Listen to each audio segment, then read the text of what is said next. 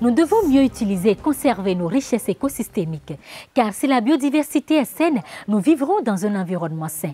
Mais le contraire nous exposera tous à un chaos. Touffu d'espèces floristiques et fauniques, nous sommes sur un espace d'environ 500 hectares. Et l'accès à ce lieu particulier n'est possible qu'avec des bacs. De quel type de végétation ou d'écosystème s'agit-il? Mesdames, Messieurs, vous aurez la réponse tout à l'heure.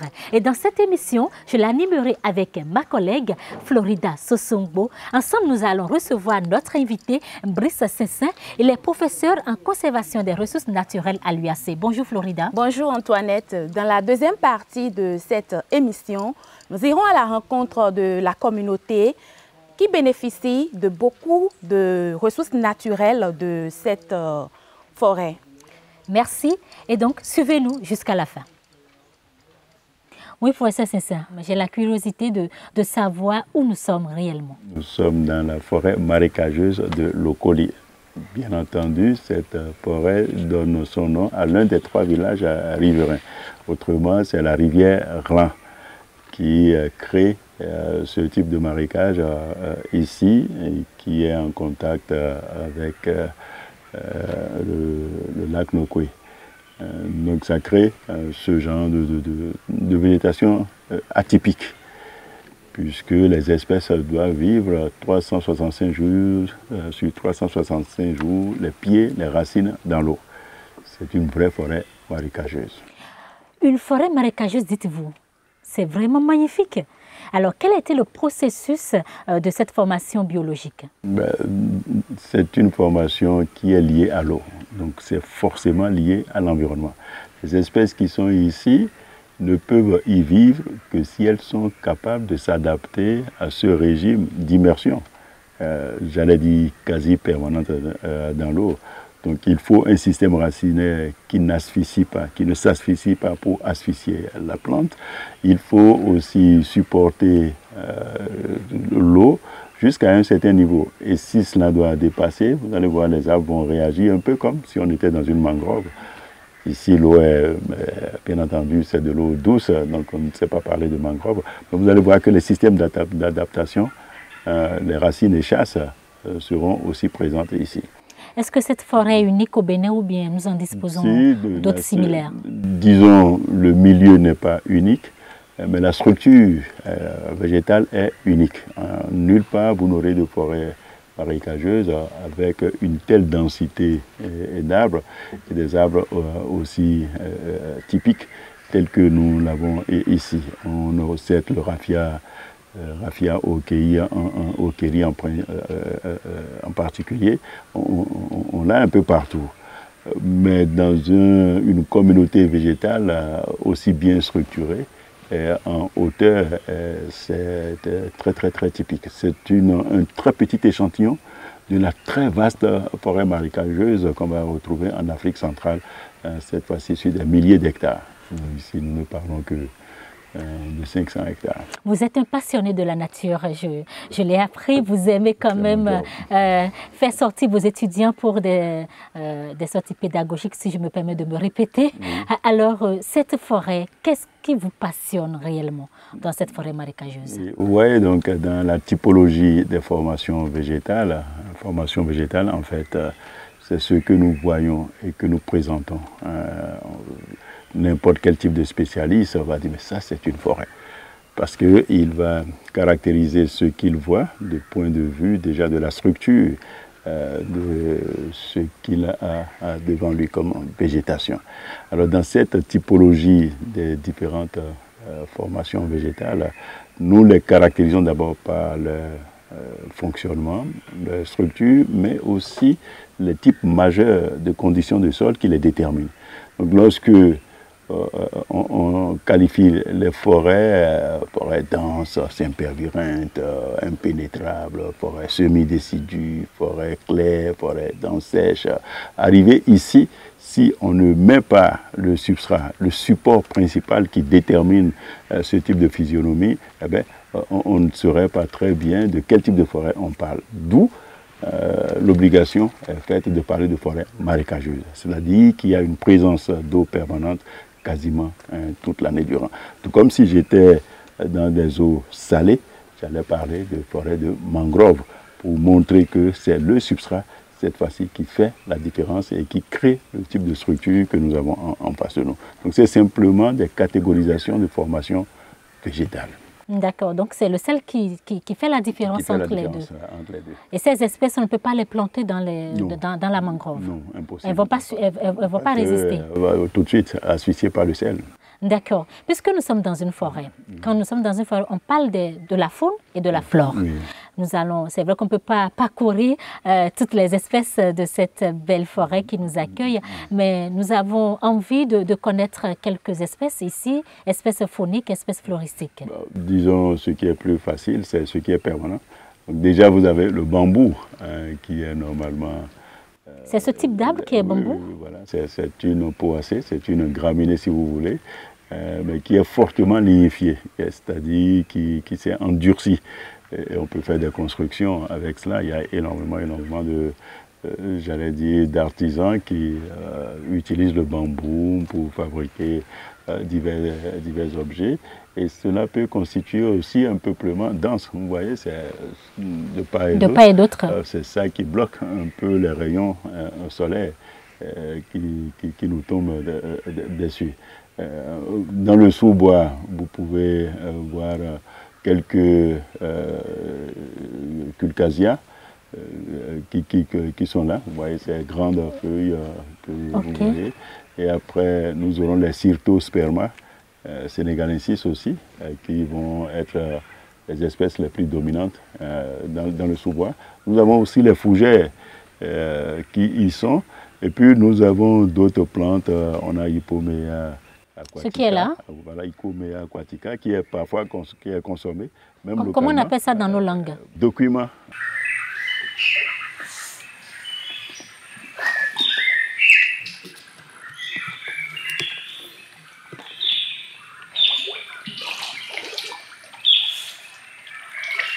Vous voyez que ces oiseaux ne peuvent pas descendre comme nous avons l'habitude de les voir, se poser à terre et aller chercher tel ou tel grain de telle ou telle espèce. Non, c'est des oiseaux qui vont plutôt explorer la canopée, c'est-à-dire les hauteurs de ces arbres, qui vont exploiter aussi le sous-bois. Pour rechercher des fruits, pour rechercher... de quoi se nourrir. Oui, voilà, de quoi se nourrir. Et d'autres aussi qui sont des insectivores qui viendront raser partout. Il y a des insectes qui se lèvent. Voilà à peu près le type de rapport que ces oiseaux auront avec le milieu. Et si on passe dans une autre classe, celle des mammifères par exemple, on vient de voir quelques singes, j'allais dire Mona, qui sautaient d'une branche à l'autre, parce que là aussi, il y a énormément de ressources pour ces singes pour s'alimenter.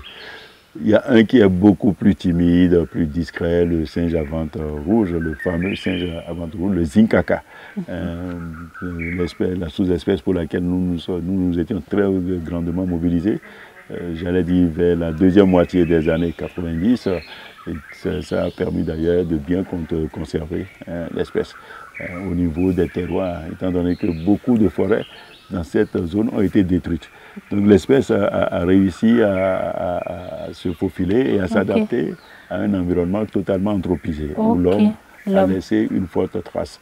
Nous avons aussi, déjà dans l'eau aussi, il y a toute une diversité de poissons qu'il y a ici, et même une espèce de poisson endémique qu'on a trouvé nulle part ailleurs. C'est un cyclidé qui existe ici et qui a été décrit pour la première fois au monde. À la bonne période, vous allez voir beaucoup de gens ramasser les escargots pour l'alimentation et le commerce local, voire vers des grandes villes. Et puis forcément les insectes, c'est le lieu de prédilection. Ils participent au nourrissage par exemple des oiseaux insectivores, des chauves-souris insectivores, aussi de tout un tas d'autres insectes ou acariens qui sont aussi insectivores. Donc c'est tout un réseau extrêmement dense. Je suis curieuse de savoir combien d'années date cette forêt. Ça remonte à quelle décennie ou à quel siècle? Je ne suis pas un grand spécialiste des datations, mais quand on voit une structure pareille, il faut compter déjà dans les 200 ans au minimum jusqu'à près de 500 ans. D'accord, merci beaucoup professeur. C'est très intéressant, on n'a pas envie de quitter ce milieu naturel, mais puisque le temps qui nous est réservé, nous tirons déjà vers la fin, nous allons partir vers la communauté, nous irons rencontrer la communauté. À ce niveau, je donnerai la parole à ma collègue qui prendra la relève et avec vous, vous allez aussi vous intéresser à ce que fait la communauté d'ici. Merci à vous, cher professeur.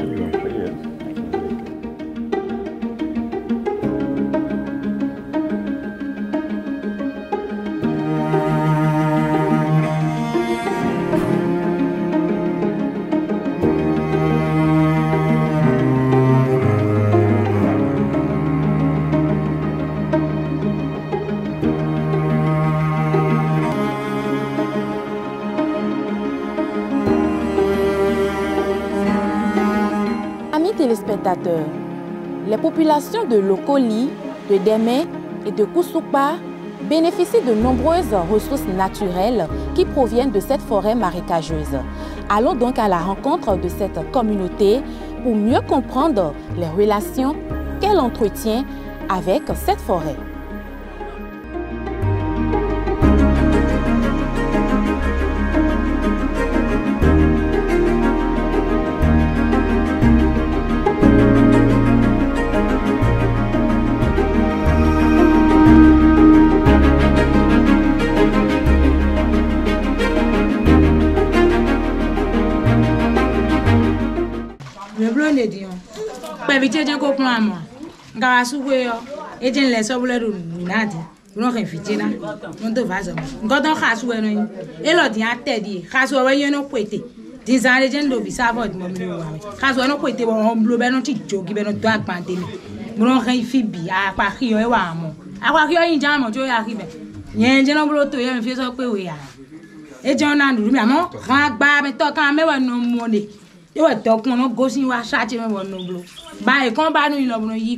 Si nous allons parler des activités phares qui profitent à la population, et ces activités ont trait avec la forêt.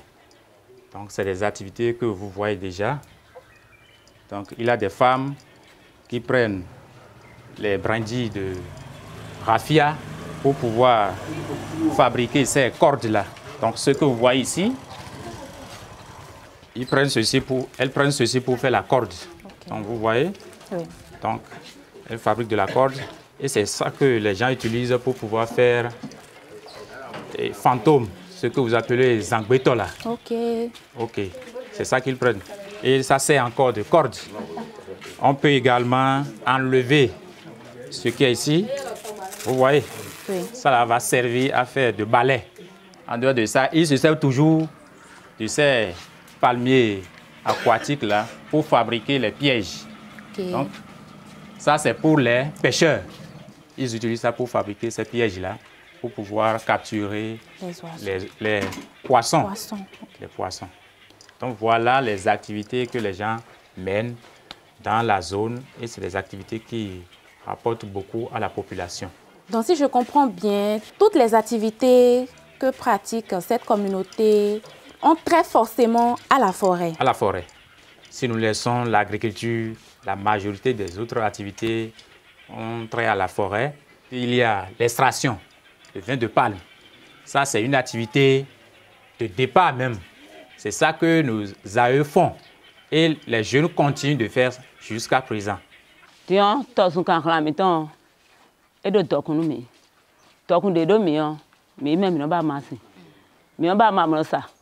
mi ba elo kamasi we ben yora khaka yo pa binu eno gbo asani yo pa bi ko me wuli podo o ve po eno gbo de fosifo e ye de songbolo eno gbo ado vivi eno gbo ado vivi eno gbo ko me wuli elo apa ko me no gbo sun kan me atin le bikade bo mi no se gbe pa mo pa kodo ton mi pa kodo ton mi o se aki elo yan ta ke elo yin soto. Je ne sais pas si je suis un peu quelqu'un m'a dit à moto à zéro. Il faut que ça. Et ben pour même dans ça. Bon c'est quoi ton la duna. Bon filet bi fino mo no mo comme les assomme. Et donc pour même non les crédit. Donc pas même. Mon to pade mon sagba et mon do. Donc on est demain là, nous fait pas si que tout bien et nous regardons mes support. En termes de mino wabo, on a do pe no kundo dagwena no ganjin atien ele tonro amazon. Dagwena no ganjin atien ton e si posin there. Nous ma posin there na atien do gbebrote o. Mi do fine yo mi na do mo mi na do biba ma sinsan we. Atien do te en ti do so ton. So na do te. Bo mi fon mi na no yi me. Ma no yi so to kun de mem na no adu pepe.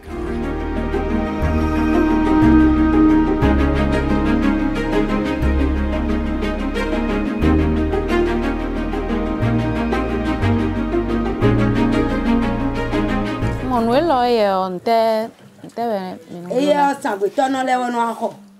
Yino ko si kana. Yino ko sa po me po ikon bono aho. Bune blo sangwe tona.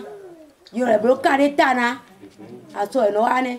Oye jawe fodun jasi wugbe o. We no le ho. Be on blo bo po wi po afebe ko bina. Yino ko. Profite mi kanu ba no le bisin. De o to dun kan me mi no ba de o de. Bo sun le no ibanu bo mi no ho. Bono bolo, bono ado, bono bolo de keton, bono le no zana. Ouais mi kron bolo mo sa. Bono nandu fi pasi po de me. Alors professeur, nous avons remarqué tout à l'heure que la population utilise vraiment le raffia. Pourquoi la population s'intéresse si tant à cet arbre? Oui, simplement parce que c'est dans l'environnement de la population. Souvent, l'utilisation des ressources naturelles de manière locale ou indigène, si on le veut, c'est toujours ce qu'il y a dans l'environnement immédiat. Ils ne vont pas, les habitants d'ici ne vont pas prendre des taxis et aller jusqu'à Parakou pour amener ce qu'ils doivent utiliser au quotidien. Donc c'est dans leur environnement de tous les jours qu'on essaye de rechercher les ressources qui les sont utiles. Et ici, la population est à côté de cette forêt marécageuse, donc ça va de soi que c'est d'abord les produits de la forêt marécageuse qu'elle a facilement accès. Et là, voilà comment est-ce qu'on peut expliquer ce rapprochement entre le raffia et toutes les connaissances qui sont liées à son usage par rapport à la localité d'implantation de ces populations. Est-ce que l'usage de cet arbre n'a pas un impact sur la forêt? Non, la dynamique de peuplement de raffia au Kéry, c'est que à la fructification, si vous n'exploitez pas, et la seconde chose, ce sont des pieds qui sont presque arrivés à fructification qui sont exploités. Donc il y a toujours une bonne partie des peuplements, du peuplement qui est déjà en fructification, qui va libérer énormément de semences au niveau de l'eau. Ici, c'est des semences qui poussent directement dans la vase et qui savent déjà vivre génétiquement dans l'eau. Donc quand on voit l'énorme quantité des grappes de ces, au régime de l'infructescence et ce que la population retire, il y a nettement plus de semences, de stock semencier beaucoup plus élevé que ce qu'on retire annuellement. Et puis il faut aussi laisser le peuplement grandir pour que l'extraction ait lieu juste avant que soit l'arbre fleurit et meurt, fructifie et meurt, ou alors vous l'exploitez et vous récupérez déjà un revenu de cela avant que la mort qui est déjà génétiquement programmée ne survienne. Donc toute la question est une question de ratio de ce qui est retiré par rapport aux géniteurs qui sont là pour réalimenter le milieu. Et je pense qu'on retire nettement moins ici. Donc nous sommes dans une exploitation durable. Merci beaucoup.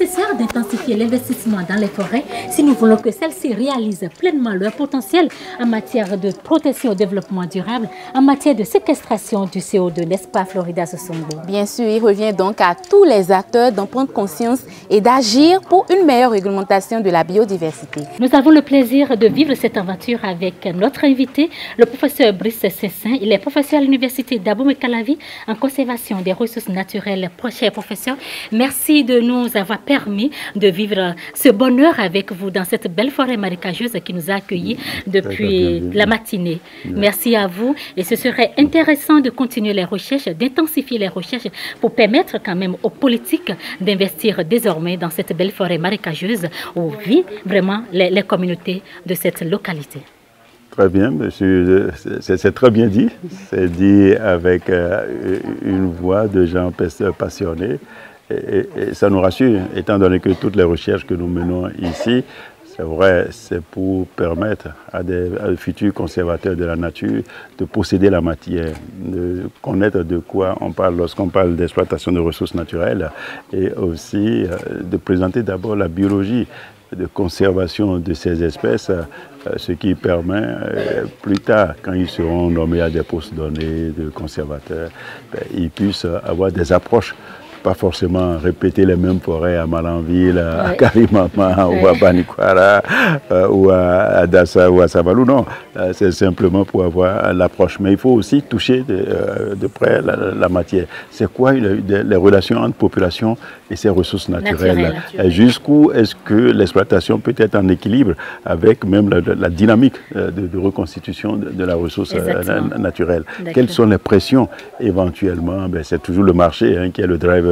Lorsque le marché demande beaucoup plus, forcément, les gens ont tendance à récolter davantage pour satisfaire ce marché.